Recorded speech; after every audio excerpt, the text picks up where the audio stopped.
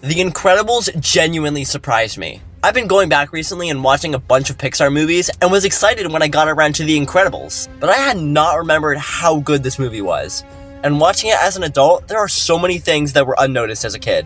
It also had been a while since I've seen The Incredibles, and I was pretty excited to see if it was just as good as I remember too. The Incredibles follows a family of superheroes in a world where supers have become illegal.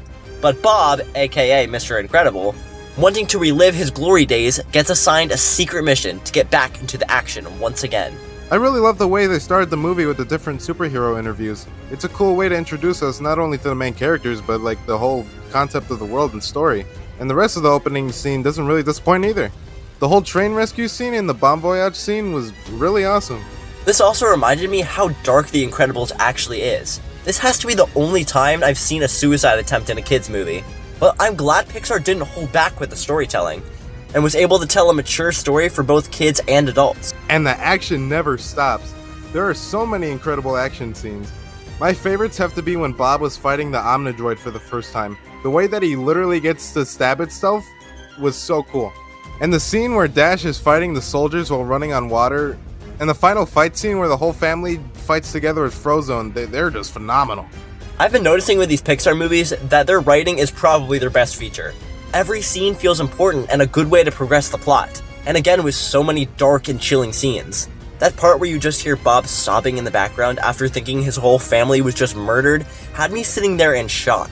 And you can't talk about The Incredibles without talking about Syndrome. He is one of my favorite Pixar villains, and villains who are just pure evil are rare to see these days, but I genuinely miss when they had those. They are so much more fun. The Incredibles was actually a masterpiece. It's so much better than I remember. I have to agree. On rewatch, this has to be one of my new favorite Pixar movies, which I definitely can't say about Incredibles 2. Yeah, we got a sequel over 10 years later, and it was sadly a huge downgrade. I actually have to disagree. I think the Screenslaver was an awesome villain, especially that monologue he has while Helen is trying to find them. The animation was glorious and the new supers were a fun addition. And I thought the twist villain worked well, and he even surprised me even though I knew it was coming. Not a bad movie at all. I wish I could agree. The Screenslaver had so much potential, but the twist ruined it.